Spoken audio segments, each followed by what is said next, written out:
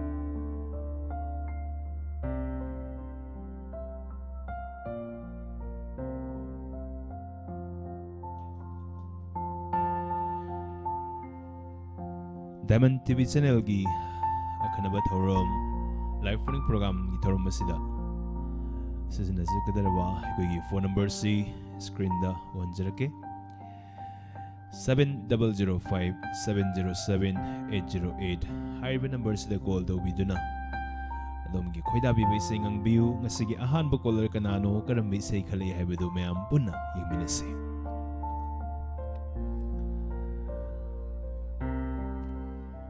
Hello. Hello. Taram noksari sagi ming leifam haibisi. Sir, ay Kekmandagi Langlen Tol Asem. Kekmandagi Langlen Tol Asem taram noksari ahan ba caller oi biding asigi live phone program dharom asigi call se kyarak to buda phangbi bano. Sir, ngasi ahan ba to buda dum phangen. Ngasi khara kuire ngasi tarani mukse call to bu su phang da phone program je. Ngasidi laibak fare ahambada phange sa. ꯑꯍꯥꯟꯕꯗꯁꯨ ꯐꯪꯉꯦ ꯑꯗꯒꯤ ꯌꯥꯝ ꯗꯥꯎꯁꯨ ꯌꯥꯔꯦ ꯉꯁꯤꯒꯤ ꯑꯣꯏꯅꯗꯤꯀꯣ ꯑꯗꯣ ꯀꯔꯝꯕ ꯏꯁꯩ ꯈꯟꯕꯤꯗꯣꯏꯅꯣ ꯁꯥꯔ ꯏꯁꯩꯁꯦ ꯁꯣꯔꯣꯛ ꯈꯥꯏꯕꯝ ꯑꯣꯃꯣꯅꯤꯅ ꯁꯛꯄ ꯅꯨꯃꯤꯗꯥꯡ ꯋꯥꯏꯔꯝꯁꯦ ꯅꯨꯃꯤꯗꯥꯡ ꯋꯥꯏꯔꯝꯁꯦ ꯀꯌꯥꯗ ꯐꯖꯔꯕ ꯅꯨꯃꯤꯠ ꯅꯁꯤꯡꯌꯥ ꯇꯝꯂꯛꯄ ꯃꯇꯝꯗ ꯆꯤꯡꯃꯤ ꯅꯤꯉꯣꯜ ꯑꯩꯒꯤ ꯋꯥꯈꯜꯁꯦ ꯃꯔꯥꯡ ꯃꯔꯥꯡꯉꯤꯗ ꯇꯧꯕꯗꯣ ꯁꯥꯔ ꯇꯥꯖꯒꯦ ꯁꯥꯔ ꯌꯥꯝ ꯐꯖꯕ ꯏꯁꯩ ꯑꯃꯅ ꯍꯧꯗꯣꯛꯄꯤꯔꯦ ꯉꯁꯤꯒꯤ ꯑꯣꯏꯅ ꯑꯗꯨꯗꯤ ꯏꯁꯩꯁꯨ ꯉꯪꯊꯣꯛꯄꯤꯔꯝꯃꯦ ꯏꯁꯩꯁꯦ ꯀꯅꯥꯅ ꯇꯥꯃꯤꯟꯅꯗꯣꯏꯅꯣ ꯁꯥꯔ ꯏꯁꯩꯁꯦ ꯑꯩꯈꯣꯏ ꯗꯥꯏꯃꯟ ꯇꯤꯚꯤꯕꯨ ꯅꯨꯡꯁꯤꯖꯕ ꯂꯤꯁꯅꯔ ꯄꯨꯝꯅꯃꯛꯀ ꯃꯔꯨꯞ ꯃꯄꯥꯡ ꯄꯨꯝꯅꯃꯛꯀ ꯇꯥꯃꯤꯟꯅꯖꯔꯒꯦ ꯂꯥꯏꯐ ꯇꯥꯏꯞꯇ ꯂꯩꯔꯤꯕ ꯃꯌꯥꯝ ꯄꯨꯝꯅꯃꯛꯀ ꯇꯥꯃꯤꯟꯅꯖꯔꯒꯦ ꯁꯥꯔ ꯍꯣꯏ ꯌꯥꯝ ꯊꯥꯒꯠꯆꯩ ꯑꯗꯣꯝꯅ ꯈꯣꯏꯗꯥꯕꯤꯗꯨꯅ ꯈꯟꯕꯤꯔꯛꯂꯤꯕ ꯏꯁꯩ ꯃꯌꯥꯝ ꯄꯨꯟꯅ ꯇꯥꯃꯤꯟꯅꯔꯁꯤ ꯈꯨꯗꯣꯜ ꯇꯝꯖꯔꯒꯦ ꯊꯥꯒꯠꯆꯔꯤ thank you sir thank U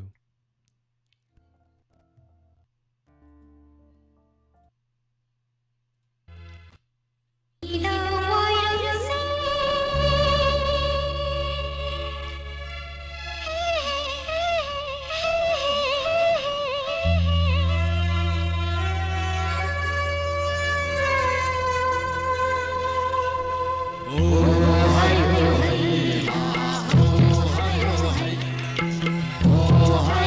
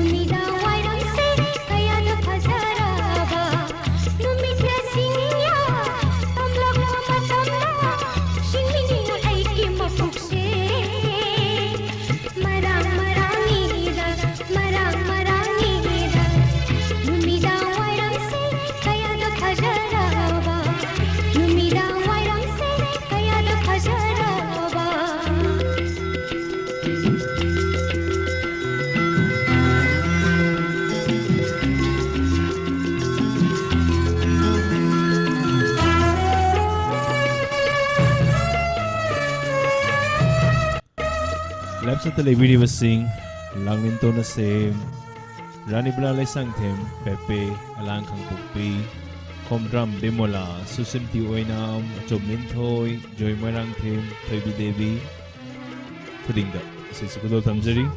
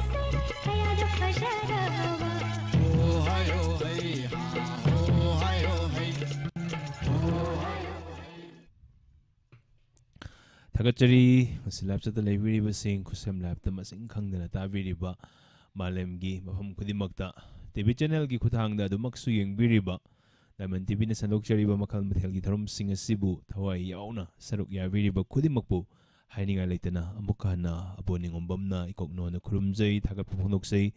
ꯃꯊꯪꯒꯤ ꯀꯣꯂꯔꯅ ꯀꯔꯝꯕ ꯏꯁꯩ ꯈꯜꯂꯛꯏ ꯍꯥꯏꯕꯗꯨ ꯃꯌꯥꯝ ꯄꯨꯟꯅ ꯌꯦꯡꯃꯤꯟꯅꯁꯤ. ꯊꯥꯒꯠꯆꯔꯤ. ꯉꯁꯤꯒꯤ ꯑꯅꯤꯁꯨꯕ ꯀꯣꯂꯔ.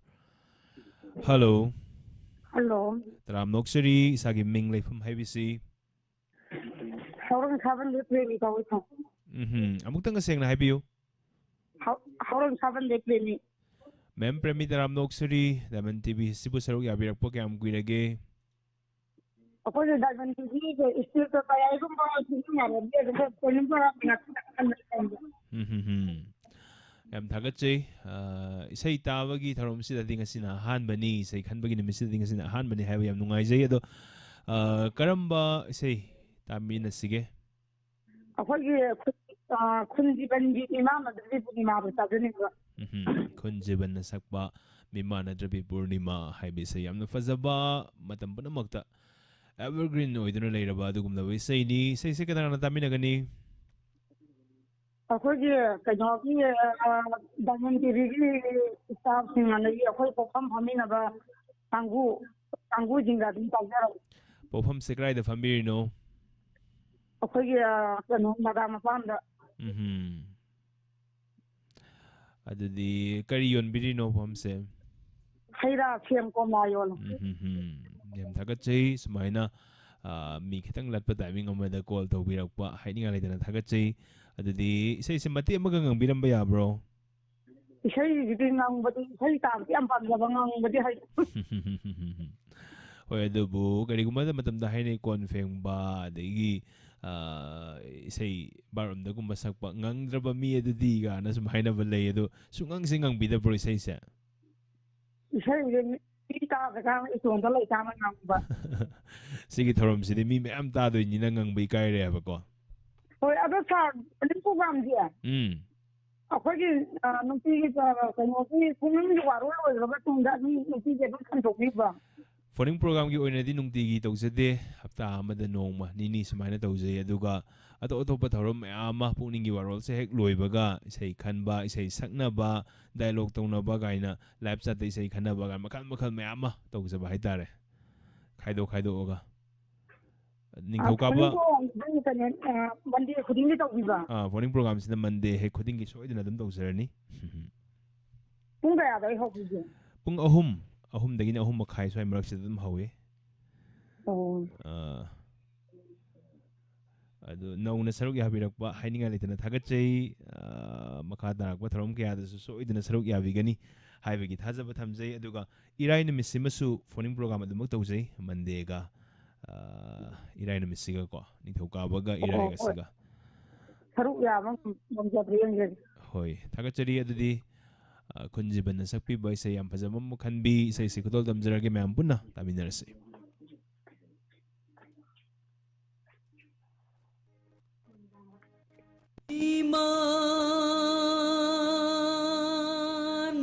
द्रवे पूर्णिमा पूर्णिमा पूर्णिमा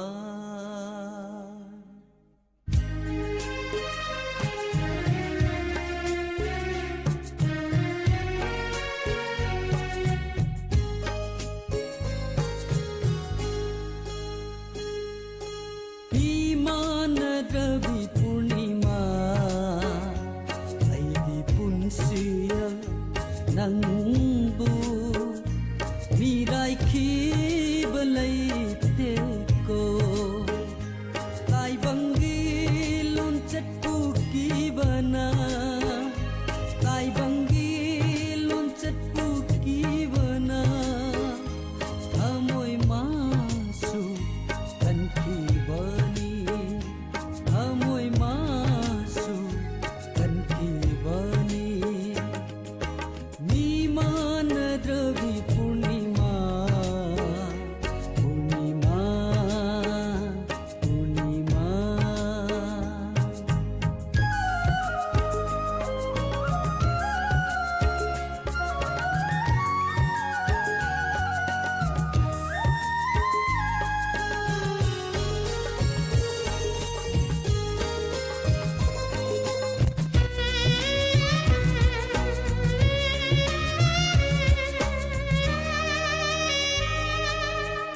मतलब लंबी सीधा मतलब इना फिगी मरूंगा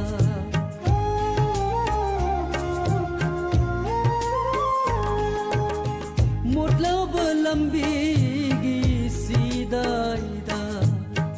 मतलब इना फिगी मरूंगा लोना लोना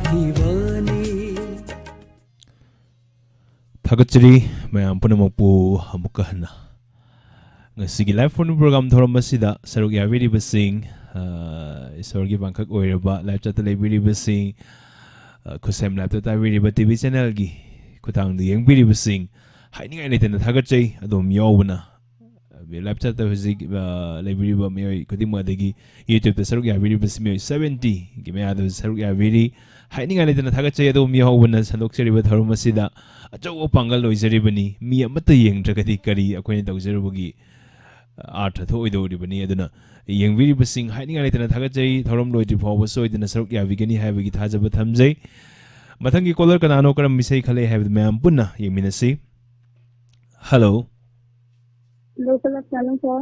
good afternoon taram nokseri minglefam haibisi Line from the Ruxina.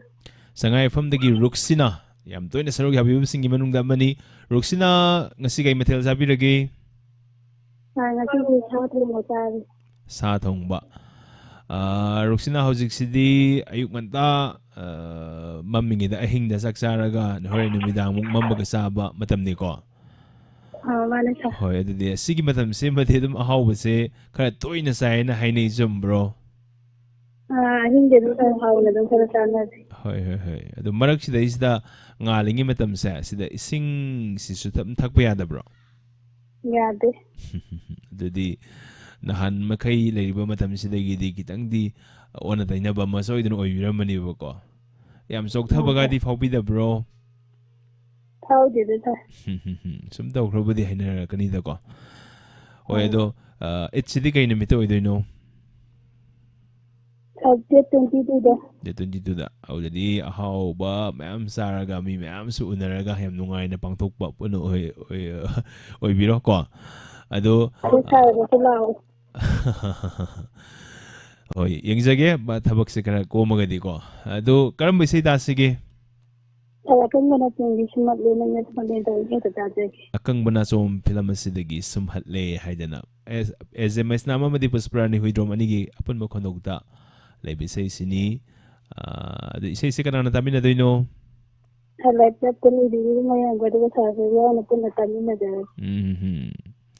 yam thagachai ruxina diamond tv na sandok seba makal mathel gi thorom gya da yam toina saruk yabiba akhoi gi thona hapiba haininga letana thagachai ruxina na khanbirak loi bise simam punna taminasi kidol damjari amukta haibio nan ebigi friend request ni ba sada do secretary retreva oh Facebook da oh ruxina haidina dum nei bro not a big deal no amukta message oina thajanbiro ne ko Facebook kisi mi se aina gyanta da bid masing se am yauler mamagi ga haitare sugada 5000 dagi hen to obra kenom to adu dagi oiram basu yai ba ko amukta hoy messenger da amukka message thabiro ai ni haibedo ruxina ni haibedo ko adu gamtang tawjarage mi de su khangna ba haitare hoy yam thagachai ruxina na khanbirak libi se sim am puna taminasi dol tamjarage taminasi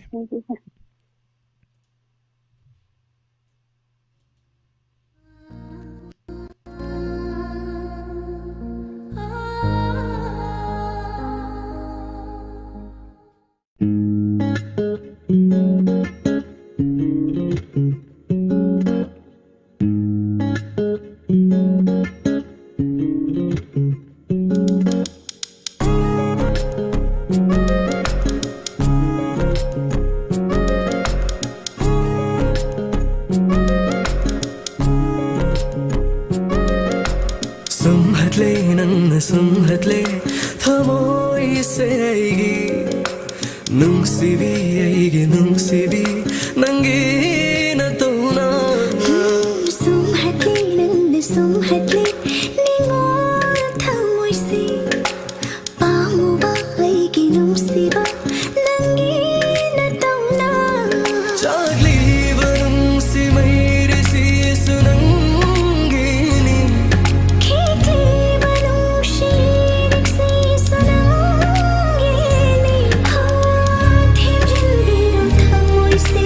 Hey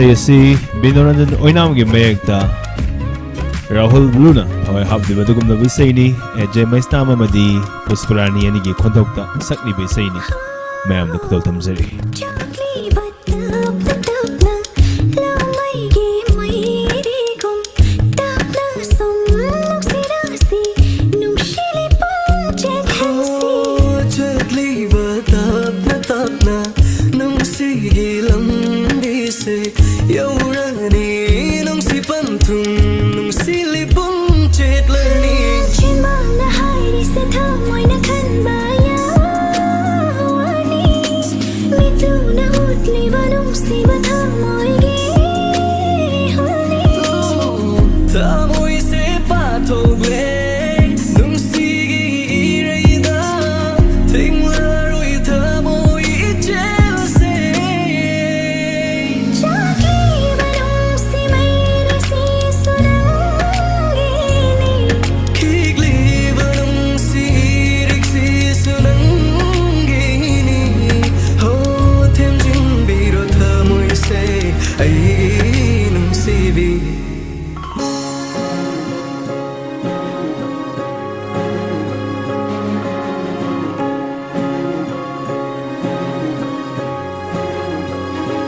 Bigi khanna thamoi se chang se luina naka aigi oire khanna namu hai ngam dama hai se lot singe khanna so on thok lore mit yang noi Chakli vanum si mairi si sunangini Kiki banum si riksi sunangini Ho them jin biram thamoi se aigi nusiba Amuk tanganum si hayramu thamoi se ning hunjage thamoi gi maru nang lage nang do sing si Tanganum si hayramu thamoi se ning hunjage thamoi gi maru tam lage nang mo sing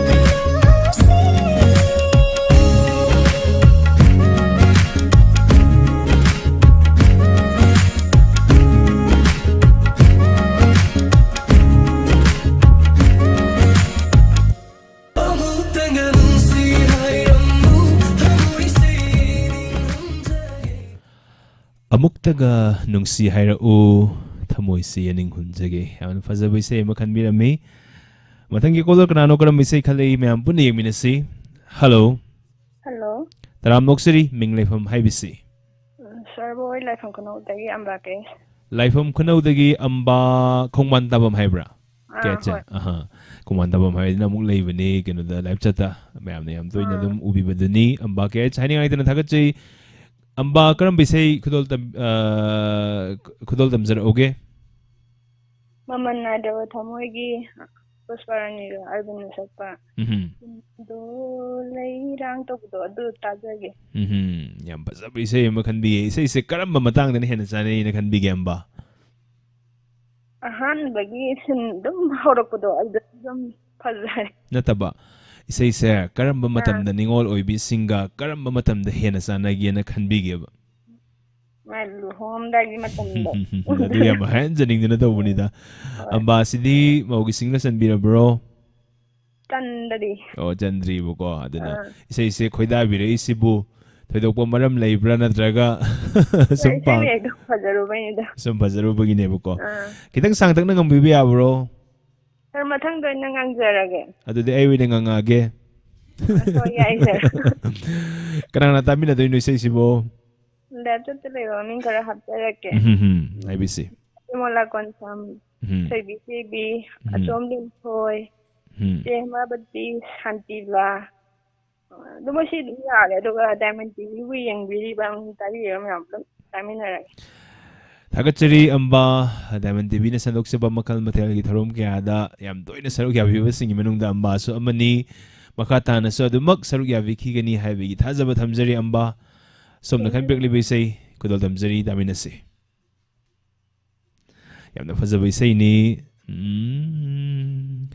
Kundo leirang nang di khang lam loi thamoi nung da chak pa may saksi mai thong gi mi nok na ningol bisina singna mapam lamdam thadom dai gi matam da ta ba da tukki matik puning nung si bisay ni amba na khan biak ni bisay mayam da khudol tam sage ham pun ta min si si binoranjan oinam na dumak iba aduga Tony ahibam na music direction piba mamal na idraba thamoy hariba film sidagini Arvin Soyam amadi Pusparani anegi apun mo khanokta sakni bisay ni mayam punna tamin si khudol tam sari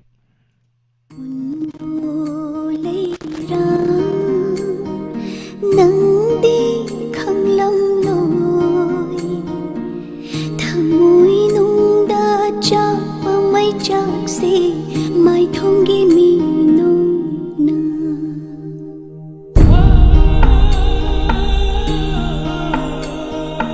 undo leira nang di khang lam loi thamoi nung da cha pa mai chak si mai thong gi mi no na khung jin jawani thamoi mai chak si hai ngam da gawa hai kaya na phochila chin ba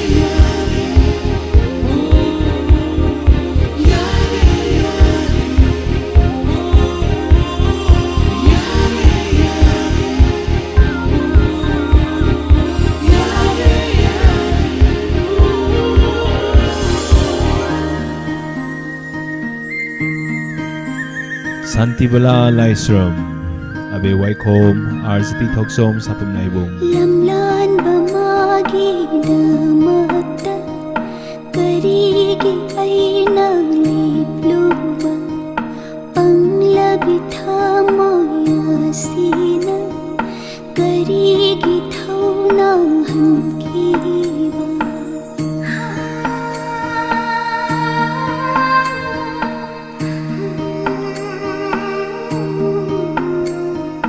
lamlan bamagi damata karigi aina lipluba panglabi thamoy asina karigi thauna hanki bano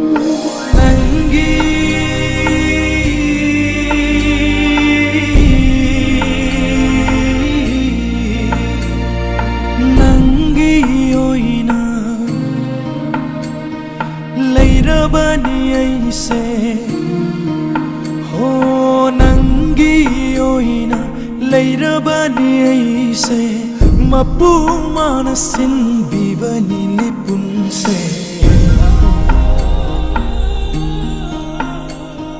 sintha halloi midlu pirang kai hanjaroi tai vang khong chat se pun si chu pagi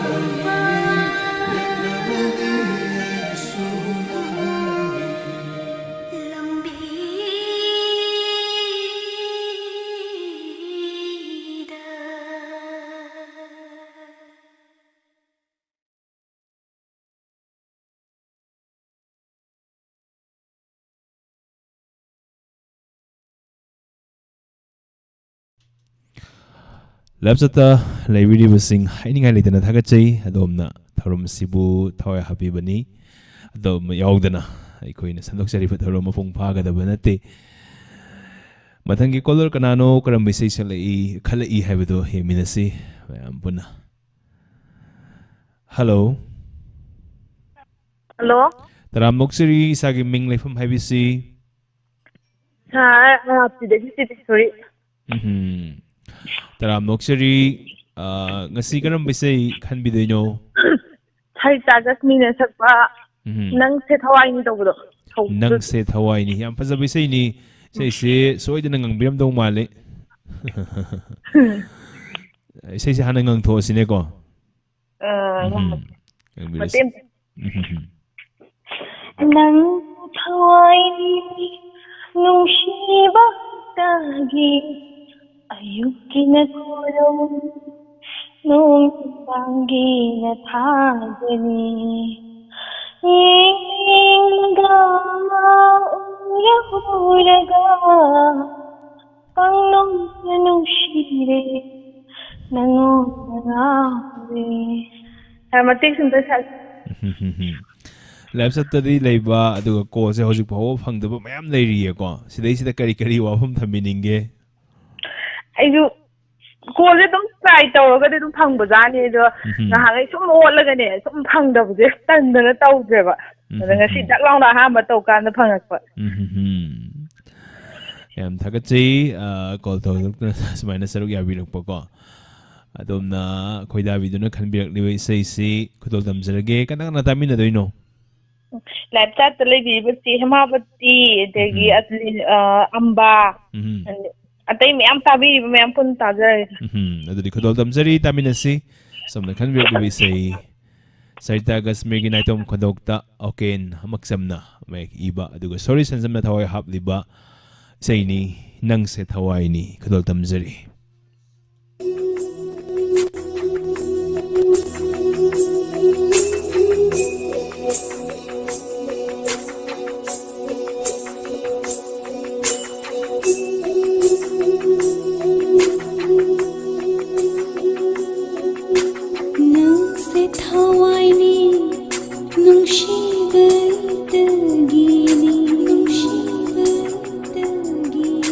ꯑꯌꯨꯛꯀꯤꯅ ꯅꯨꯃꯤꯠꯅꯤ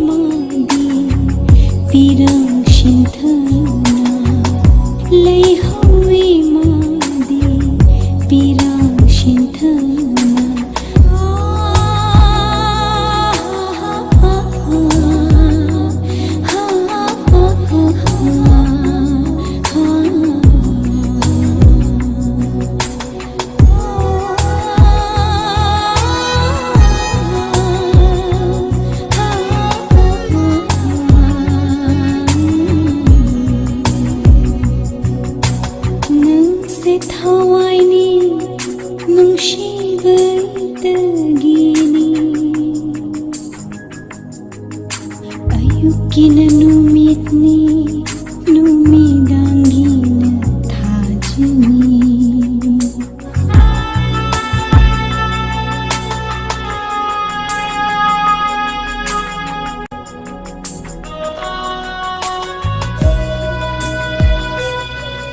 Bimala Konsum Bikas Usam aka Kaksing Inder Ambika Gates Jan Khoibi B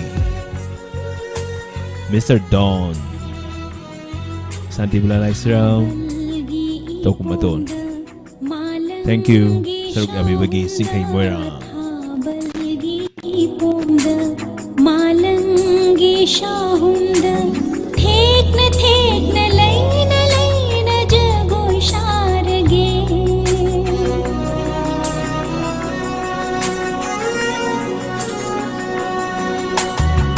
Thabalgi pumda malangi shahunda Thabalgi pumda malangi shahunda Thekna layna jago sharge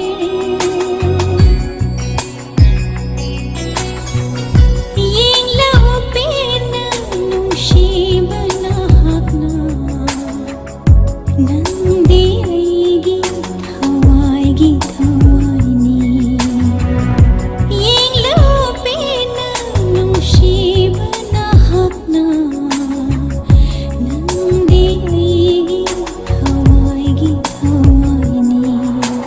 Nang se thawaini nushiba itagini Ayukina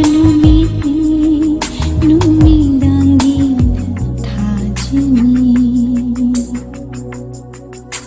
Nang se thawaini nushiba itagini Ayukina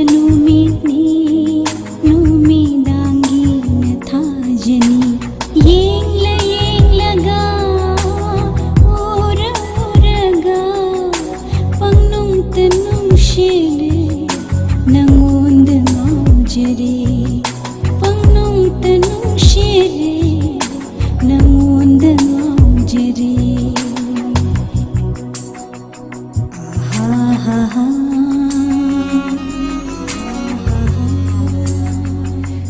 Ha ha ha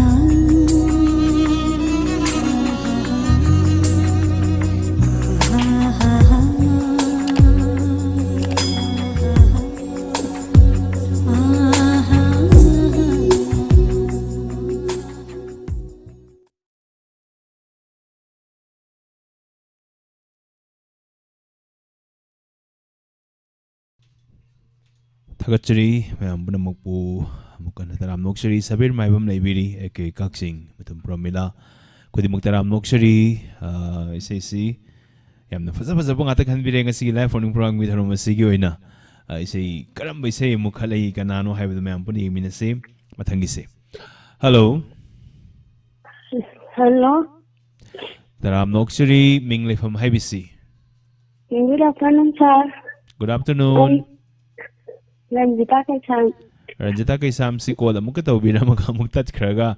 Paikalam dai da muka tat kiwa aduga muka call phang ba lai bak phatta ba madi pha ba ni gi marak thilai ba adugum da ba mani.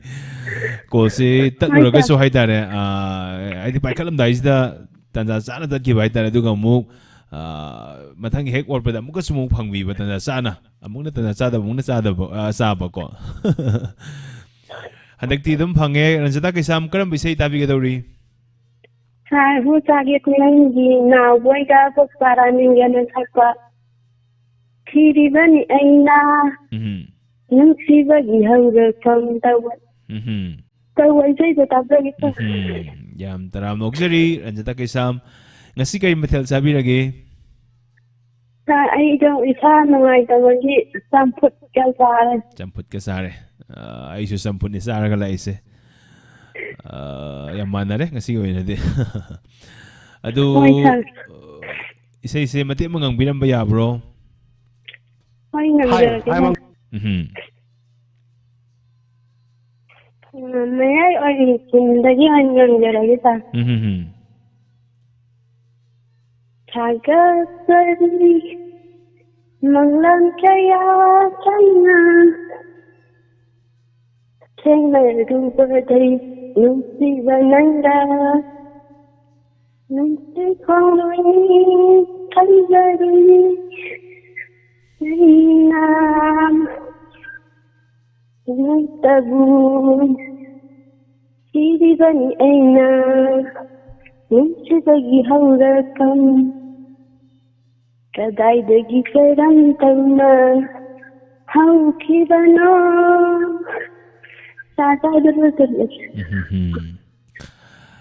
ꯑꯗꯨꯗꯤ ꯁꯣꯝꯅ ꯈꯟꯕꯤꯔꯛꯂꯤꯕ ꯏꯁꯩ ꯑꯁꯤ ꯍꯥꯏꯕꯤꯌꯨ ꯏꯁꯩ ꯇꯥꯖꯅꯤꯡꯕꯒꯔ ꯍꯥꯏꯖꯔꯒꯦ ꯍꯣꯏ ꯍꯥꯏꯕꯤꯌꯨ ꯍꯥꯏꯕꯤꯌꯨ ꯑꯩ ꯍꯪꯖꯒꯦ ꯇꯧꯕꯅꯤ ꯏꯁꯩꯁꯦ ꯑꯩꯈꯣꯏ ꯑꯕꯦꯟ ꯃꯪꯒꯜꯗ ꯗꯤꯖꯦꯠ ꯇꯧꯒꯦ ꯑꯗꯨꯒ ꯂꯥꯏꯐ ꯏꯁꯇꯥꯏꯜꯗ ꯂꯩꯕꯤꯔꯤꯕ ꯃꯌꯥꯝ ꯄꯨꯝꯅꯃꯛꯀ ꯇꯥꯖꯅꯤꯡꯖꯔꯒꯦ ꯇꯥꯏ ꯌꯥꯝ ꯊꯥꯒꯠꯆꯩ ꯑꯗꯨꯗꯤ ꯁꯣꯝꯅ ꯈꯟꯕꯤꯔꯛꯂꯤꯕ ꯏꯁꯩ ꯑꯁꯤ ꯈꯨꯗꯣꯜ ꯊꯝꯖꯔꯤ ꯃꯌꯥꯝ ꯄꯨꯟꯅ ꯇꯥꯃꯤꯟꯅꯔꯁꯤ Thank you, sir. Thank you.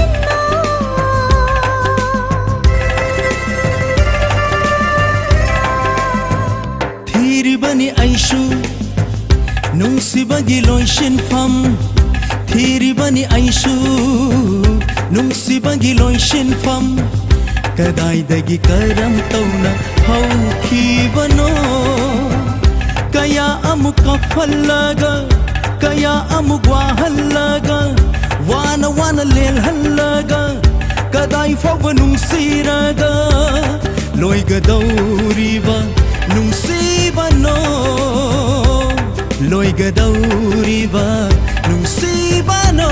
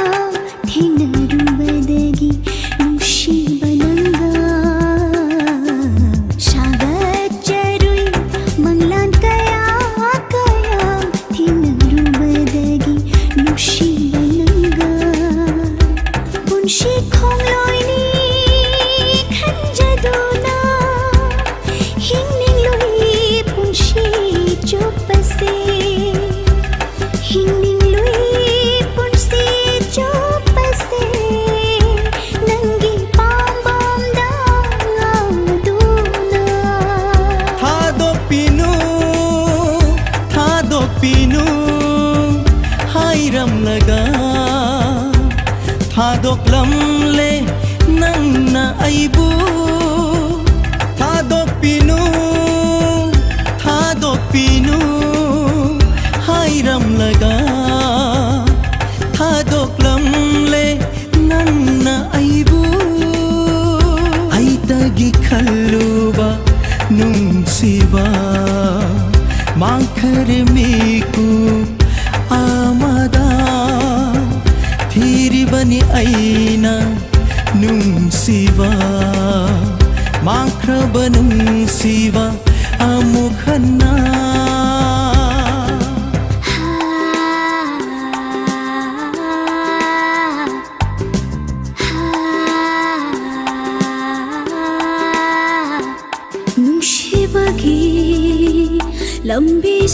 ꯄꯨꯟꯁꯤꯗ ꯑꯍꯥꯟꯕ ꯊꯦꯡꯅꯈꯤꯕ ꯅꯨꯡꯁꯤꯕ ꯏꯔꯥꯜꯇ ꯄꯤꯗꯨꯅ ꯊꯝꯕꯤꯔꯝꯂꯦ ꯑꯩꯒꯤ ꯅꯨꯡꯁꯤꯕ ꯌꯦꯛꯅꯕ ꯑꯣꯟꯈ꯭ꯔꯕ ꯅꯨꯡꯁꯤꯕ ꯈꯟꯖꯔꯤ ꯑꯩ ꯇꯅ ꯂꯥꯜꯂꯨꯔꯦ ꯌꯦꯛꯅꯕ ꯑꯣꯟꯈ꯭ꯔꯕ ꯅꯨꯡꯁꯤꯕ ꯈꯟꯖꯔꯤ ꯑꯩ ꯇꯅ ꯂꯥꯜꯂꯨꯔꯦ ꯑꯩꯇꯒꯤ ꯏꯔꯥꯜꯅꯤ ꯈꯟꯖꯔꯦ ꯃꯤꯔꯥꯏꯕꯤꯔꯨꯕꯒꯤ ꯐꯪꯂꯛꯄ ꯁꯩꯅꯁꯦ ꯑꯩꯇꯒꯤ ꯏꯔꯥꯜꯅꯤ ꯈꯟꯖꯔꯦ ꯃꯤꯔꯥꯏꯕꯤꯔꯨꯕꯒꯤ ꯐꯪꯂꯛꯄ ꯁꯩꯅꯁꯦ ꯁꯩꯅꯁꯤꯅ ꯅꯪꯅꯤ ꯈꯟꯅ ꯊꯝꯂꯒꯦ 이나ꯞ다 레이리 간절하게 망크러봐 이기 눈시와 랭다나 레이리 닝절하게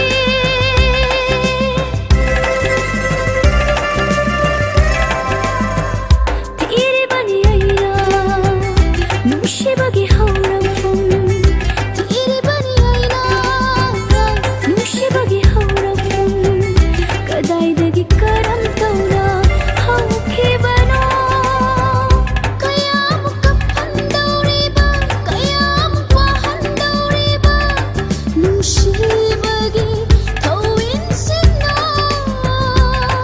눈시박이 더윈신나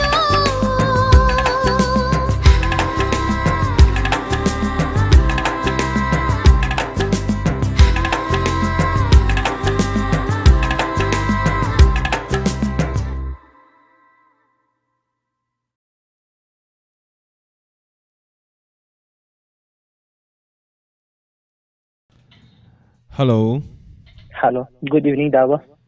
Good evening. Taram Noksari Minglefam Habisi. Davo call to Gereva Ishina Mama Kai the Visin Kaimora. Jinkai Moirang Taram Noksari Karam Missy Tabiga Doring City. Davo Azoike Shamna Sakpa Gosel may take him make the say the zit at top of the Sedamba Pukok Nawa Hado. I do the Tajar in the city. Jinkai say Siam quite a very risky madam say. Quite say the toy cigar, the say I think of a squid river. YouTube watching that don't blog that's at the Kotagadum. Can we Maggie music at the background music background music and happen to that. I am not palm of high diet. I say Tavakan, so I'm not Hazaran. I do say I get suggestion in the Ping Bamako. A young at Majan Gareba. Manipusita Tari, but full of the Muslims in now sing at the tribal singing that is in Adoba Mam Tarisha. Makoidishin happy the Basia. She joined the Ayoina Tawakitan, I difficult Madam de Koyapum of Tamin, even in the issue as a Pajaraga Mogijo, Shin, Karakara, happy the Shage, Namagunya Godrana, Hybrid, Tazago, I don't the legend, but the thing of the thing. Sinkai say second Adamia Dori. Davo say congratulating the lady of Mampon dedicated of Zaga. The Tabas Lajata by Diamond TV, Hawaii Tami TV, among the Pamin Biva Kusim Radio that I will ever map and Mokatami. Kanglay pass the Laminary Kanglay Cha, Kudimoka Punatamin Sea. Chinkimura, the Tim Biram Bayabran, Hagatini, Hibide, Nahano, my tarang, Ishin tarang, Nunshit tarang.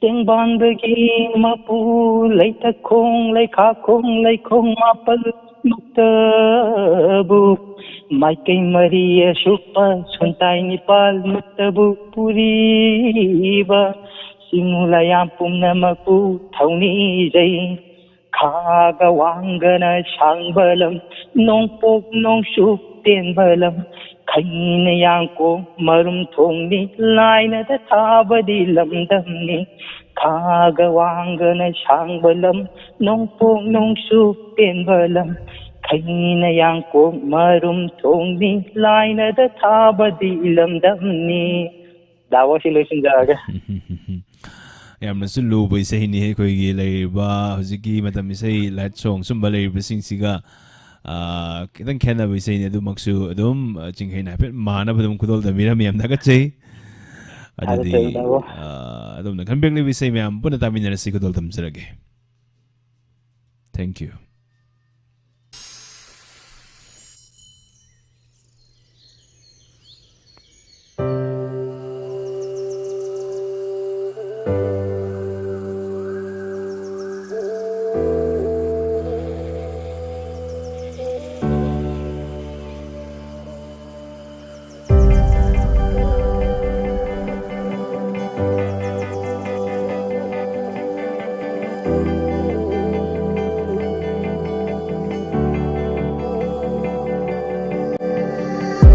Nahanong may tarang, ising tarang, nungsit tarang Tiangban bagi mapu, lay thakong, lay kakong, lay kong mapal magtabu May kay mari asupa, sung tahay nipal magtabu puri iba Singulayam puna magputaw ni jay Kagawang ganasang balam Nung pop nung chup tin balam Kay na yang ko marung thong ni Lai na dathabadi lamdam ni Kagawang ganasang balam Nung pop nung chup tin balam Kay na yang ko marung thong ni Lai na dathabadi lamdam ni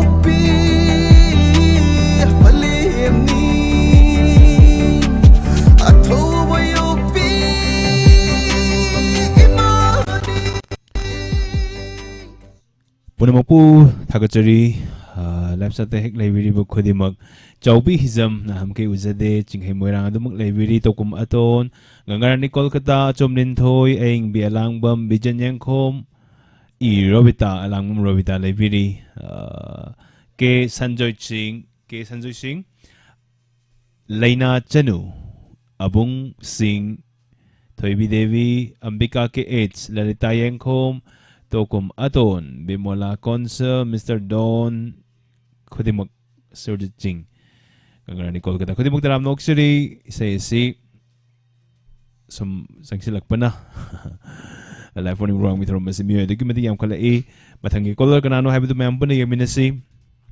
Hello. Hello, sir. Good afternoon. Good afternoon. Taram Noksuri Sagi Mingley from Habisi. Kasaka Mangada Debjani Kawi. Debjani Kasar. Taram Noksuri Debjani Karam Bisay Tasig City. I see program in Taramba to Sat City Sangat Hanjadrava. Isay sick Karam Batasige. Film no luck by a Tobodo. The way the single the Hanjadre. Laglo, I get inacta and Tobodo. Tinkuga Fipson go with anything Google Fipson and you up no conduct the Saki business. Say, Kanana Tamina Gani. Like that, the labor man and Tazer. That's what I about Kudimakatamin see. At the day says you could all Tamzak to him, Matima Biramaya, bro. Oh, I take a Hanjak. I see how I told my Abadan or Male call with a tongue. Miss Paranina, high with the Wata. Some bang from the hang right over the light phone program. Yeah. At the see laps at the lay really was sing that Avi Horo. How I told was our this was in a funny boko. Some son of a boy, didn't it? I came at them and I'm be a single bit. Laglo, I inacta, Laglo, I inacta. She bawari sarasi. Laglo, I inacta. Hello, the from the country we say, Mampuna Tamina Sikudol Tamzeri. Tamina, thank you.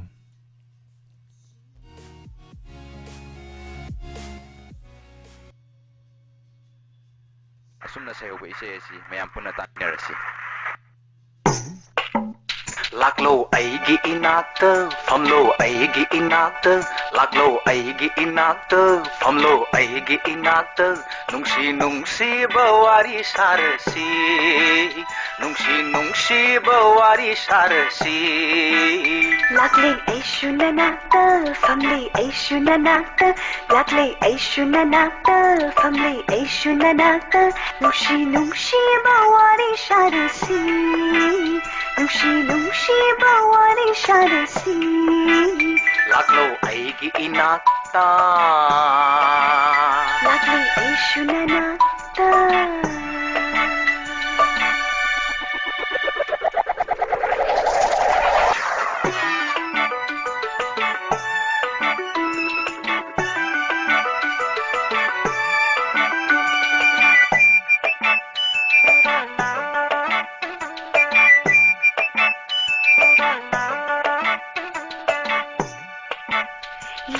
Atiyad pairi uchik paringna, yeyu atiyad pairi uchik paringna. Malang na humli, aliri na. Yeyu atiyad pairi uchik paringna, yeyu atiyad pairi uchik paringna. Malang na humli.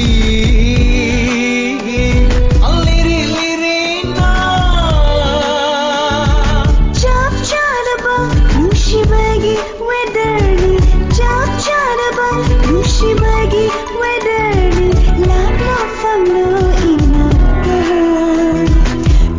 Nushi ba wari sarashi.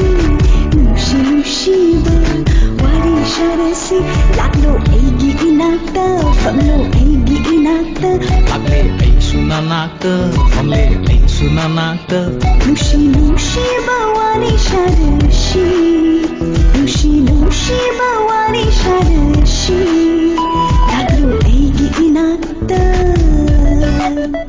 लागले ऐ सुना नाक्ता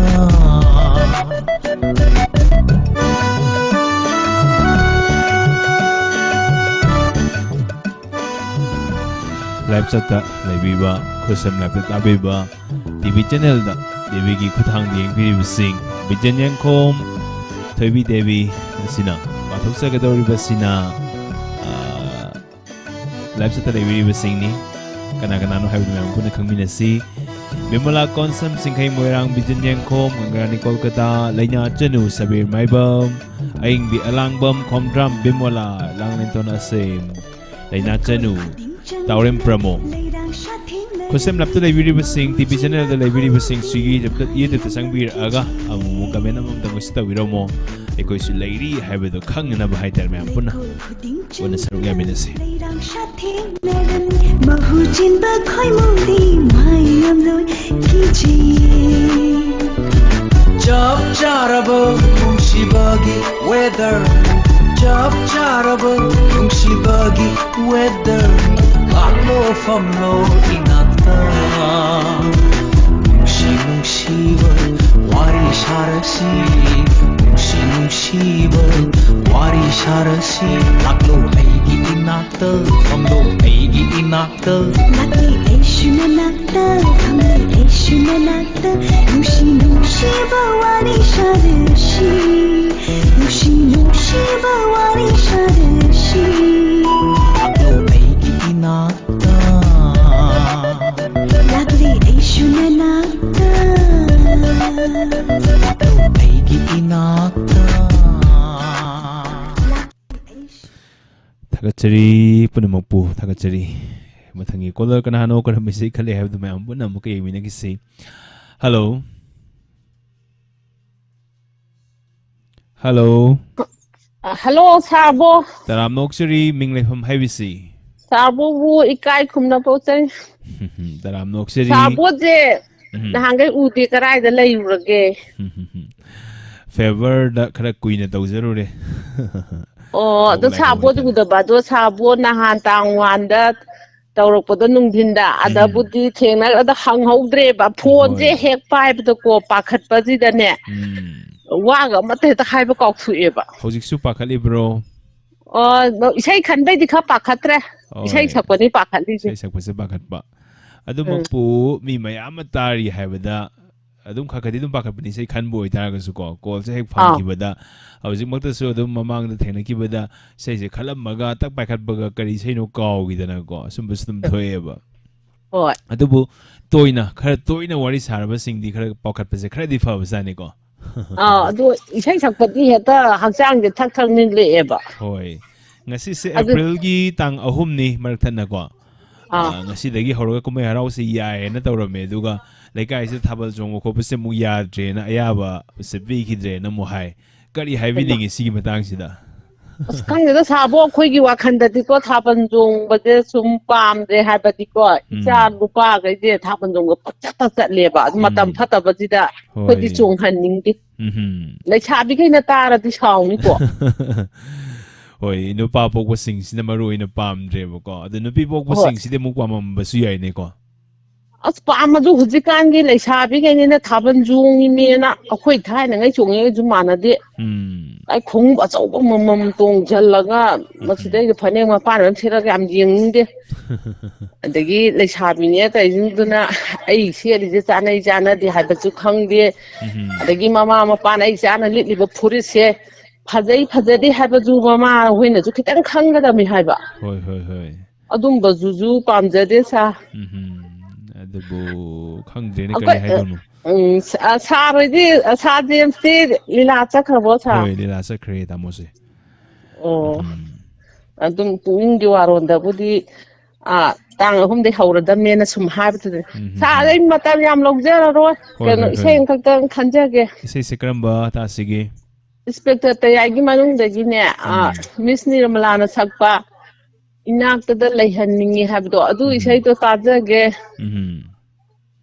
ꯇꯥꯕꯤꯅꯤꯡꯕ ꯈꯤꯇꯪ ꯍꯥꯞꯆꯔꯝꯒꯦ ꯍꯥꯏꯕꯤꯁꯦ ꯁꯥꯕꯣꯗꯨ ꯑꯁꯤꯗ ꯑꯩꯈꯣꯏꯒꯤ ꯀꯩꯅꯣ ꯃꯧ ꯈꯔ ꯍꯥꯞꯆꯔꯛꯀꯦ ꯍꯥꯏꯕꯤꯁꯦ ꯃꯧꯈꯩꯗꯤꯀꯣ ꯏꯁꯩ ꯈꯜꯂꯦ ꯐꯪꯗꯦ ꯍꯥꯏ ꯑꯗꯨ ꯏꯁꯩ ꯁꯛꯅꯕꯤꯒꯤ ꯇꯧ ꯁꯨꯡꯐꯪ ꯐꯪꯗꯦꯅ ꯃꯧꯈꯩ ꯁꯥꯎꯔꯦ ꯍꯣꯏ ꯃꯌꯥꯝꯗꯨꯅ ꯈꯟꯕ ꯏꯁꯩꯅꯦꯅ ꯈꯟꯕꯤꯔꯣꯅ ꯍꯥꯏꯕꯤꯔꯣ ꯍꯣꯏ ꯃꯣꯏ ꯍꯥꯏꯕ ꯑꯗꯣ ꯏꯅꯤꯁ ꯍꯥꯞꯆꯤꯅꯕꯨ ꯈꯔ ꯌꯥꯝ ꯐꯪꯒꯜꯂꯤ ꯑꯗꯨ ꯏꯅꯤꯁ ꯍꯥꯞꯆꯤꯅ ꯏꯁꯩ ꯈꯜꯂꯛꯑꯣꯅ ꯍꯥꯏꯔꯤꯅꯦ ꯍꯣꯏ ꯇꯧꯕꯒꯤ ꯅꯤꯌꯣꯝ ꯑꯃꯁꯨ ꯂꯩꯌꯦ ꯑꯗꯨꯅ ꯌꯥꯝ ꯇꯣꯏꯅ ꯇꯧꯔꯕꯁꯤꯡꯅ ꯐꯪꯒꯟꯕꯁꯤꯡꯅ ꯍꯥꯏꯇꯥꯔꯦ ꯃꯣꯏꯅ ꯇꯧꯕꯁꯤ ꯅꯤꯌꯣꯝ ꯑꯗꯨꯝ ꯐꯪꯒꯜꯂꯤꯁꯦ ꯑꯗꯨꯅꯅꯦꯕꯀꯣ ꯑꯗꯨꯅ ꯏꯁꯩꯁꯦ ꯇꯥꯕꯤꯅꯤꯡꯕꯁꯦ ꯍꯥꯏꯕꯤꯔꯁꯤ ꯑꯣ ꯇꯥꯕꯤꯅꯤꯡꯕ ꯁꯤ ꯔꯣꯃꯤꯇꯥꯅꯦ ꯑꯗꯒꯤ ꯇꯣꯝꯕꯤꯒ ꯍꯥꯏꯁꯦ ꯊꯤꯌꯥꯝꯒꯤ ꯇꯣꯝꯕꯤ ꯑꯗꯨꯝ ꯂꯥꯏꯞ ꯆꯥꯠꯇꯗꯤ ꯑꯗꯨꯝ ꯌꯥꯎꯔꯛꯄꯅꯦ ꯇꯕꯥꯕꯤꯒꯥꯅ ꯍꯣꯏ ꯌꯥꯝ ꯇꯣꯏꯅ ꯅꯠꯇ꯭ꯔꯒꯁꯨ ꯑꯗꯨꯒ ꯑꯁꯤ ꯀꯩꯅꯣꯗꯒꯤ ꯋꯥꯍꯦꯡꯕꯝꯒꯤ ꯐꯥꯔꯃꯥꯁꯤ ꯐꯝꯕ ꯇꯥꯗ ꯏꯕꯣꯟꯒ ꯏꯅꯝꯃ ꯁꯅꯥꯇꯣꯟꯒ ꯑꯅꯤꯁꯦ ꯍꯥꯞꯆꯔꯒꯦ ꯑꯗꯨꯒ ꯂꯥꯏꯞ ꯆꯥꯠꯇ ꯂꯩꯔꯤꯕ ꯃꯌꯥꯝꯅꯦ ꯑꯗꯒꯤ ꯁꯥꯕꯣꯅꯦ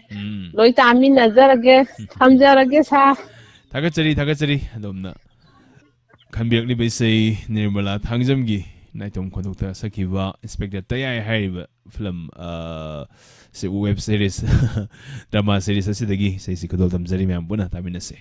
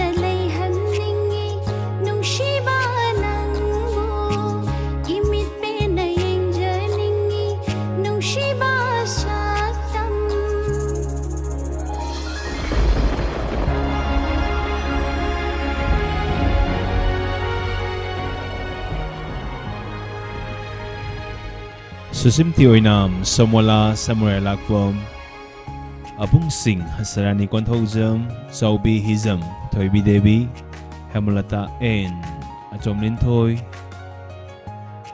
Bijan Yankom Tokum Adon Lang Linton Asem Primestri Wahengbam Say Lodam Jadi Mampun Taminasi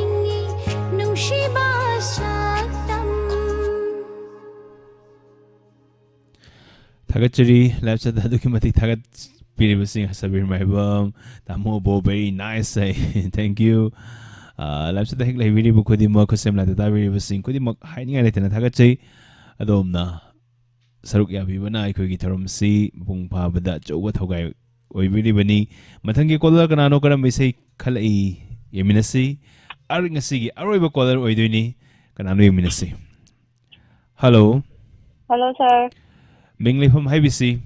Bandagi Gita. Tangi Bandagi Gita. Taram Moksuri, Karambisi, Tabidino. Sami Kumana Sakpa, Marupnang na Mabu Tabudo. Adu Kazagi. Marupnang na Mabu. Yam na Fazaba, say Makanbi, say, Matemangang Virambaya, bro. Hoy, Matema Salake. Marupnang na Mabu, Amutang Tembiyo. Unabayana ba amutang sinbiyo. Sir, sila thamuge. Ado di kudol dam jari dami nasi adom nakan beri bisi. Punsigi oikinu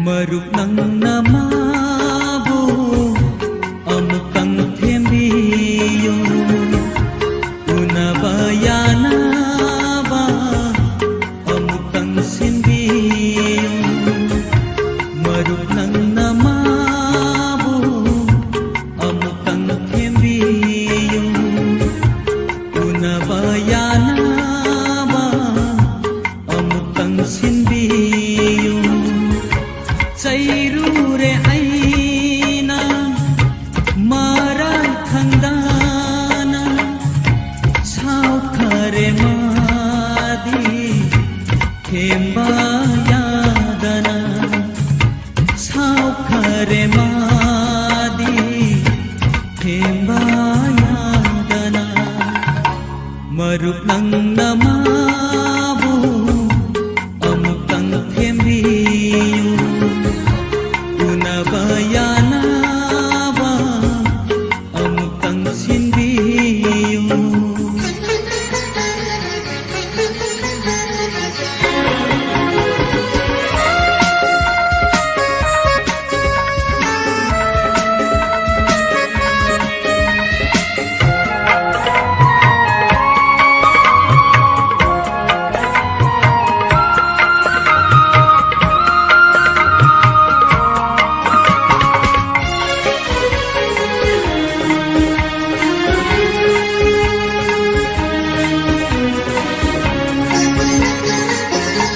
Kalak sao bakanagi paudam da aina samlabi mabu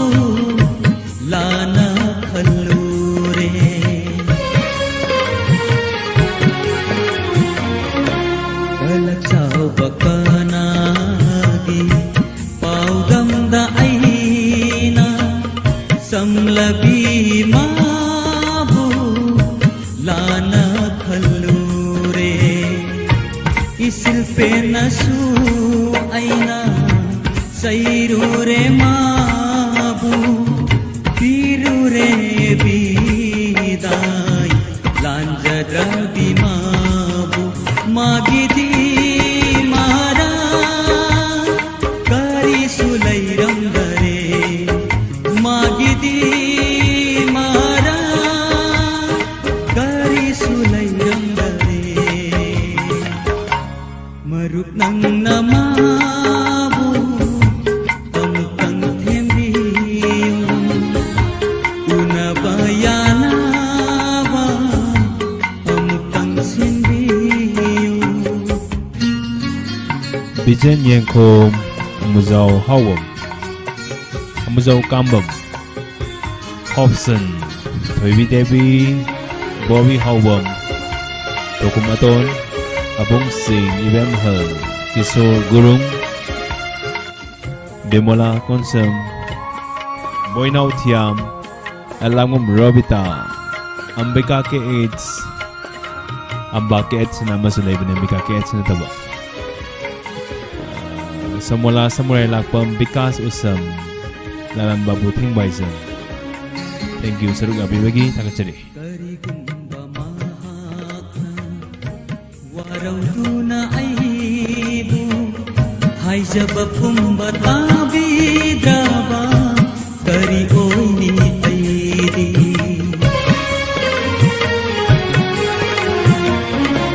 Kari gumba maha Kisor Gurung Matang Tanjap may hama lady Nabilangit Rom Dasu may hama lady O masama tani ay ang Bika Kiets ka Ang Bakiets kasi Jadi Anilay mamano lady Ang Bakiets na hiya Kasi uza ba itan Tawam sila ko Ang hongti hay dyan na Ninghan na bataw bigano Matang daw program kaya Ama da soy na sarok yabiyo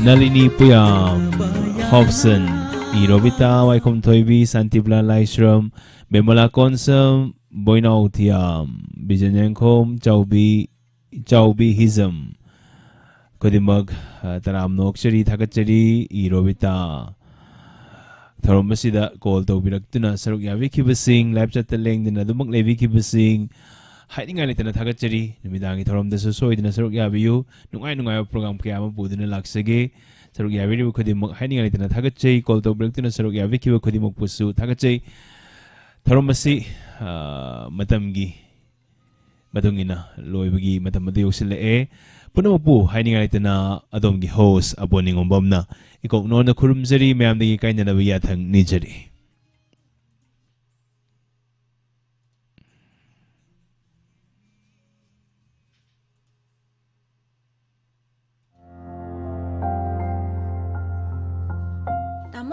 Tamo.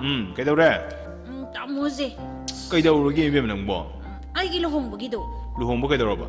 As pizang gido hay ba? Adugi damakta ne. Karinda warano. Isalgi damakta nabung na ne. Matam siga kwaidagi sunna ba pizang nga connect to athamabani ko? As. Yaroso. Mi ay na pamba malay so. As. Ha na kandik pudi tawsaluri ne. Pare ne. Isal na pami dubo karama pizang no ne. Adu bro tamo. Niltom Enterprises. Adu di ibong na kandik to layam ni ne. Aya. Asing biro tamo. Asing magini ne. Mogi do ne. Mamal su yam no hongi hay ne. Hoy tamo. Pizang dang nate. Luhong ba ama dek chang bu po chang sing. Chair, table, sofa, carpet loy na lay hay.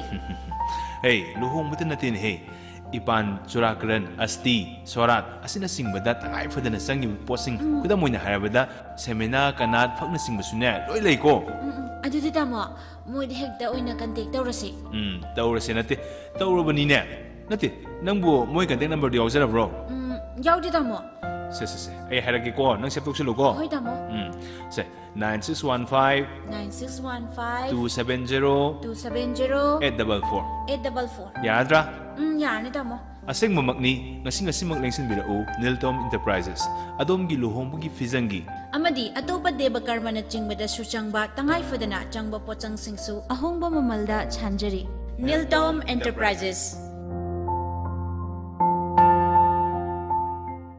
Nungairaba paujel class 10 gi exam loinana 12 ki exam thakraba mahiroi singidama nungairaba mapau numit tarani gi cake making kam entrepreneurship development course ama chingmeirongda haujiragani exam result ngaina cake making skills haihobana successful entrepreneur oinabagi thama amadi tungi academic career da isana sel tanjaduna parents in the financial support nidana larik mapung phana tambagi khudong saba silobio Hauziki matamda khutcha haiba amadi satra oina sel tansinba haibasi tangai fadraba hiram amasu oi occasion or celebration khudimakta cake yaubana maram oiraga cake ki demand asi numit khuding aduma hengalakli maram aduna isana isabu thabok pijaduna sen tanbagi wakhatbu leirabadi ngasi mokming chansinbiduna course asi yaubiho students housewife unemployed youths loinamakna yaubi yaraba course aman institute asina iramda masida mai pakna entrepreneurs kaya puthokre Wild Forest Institute of Skill Development Chingmairong West Akupa Marol Gidama 70052 88360 Amukahna 70052 88360 Atuba matamda class huziragan matamna ayuki pung nipan digina pung tara phawa Monday to Saturday ngasi magyawbiho haijinbeda mangjaba karisu leite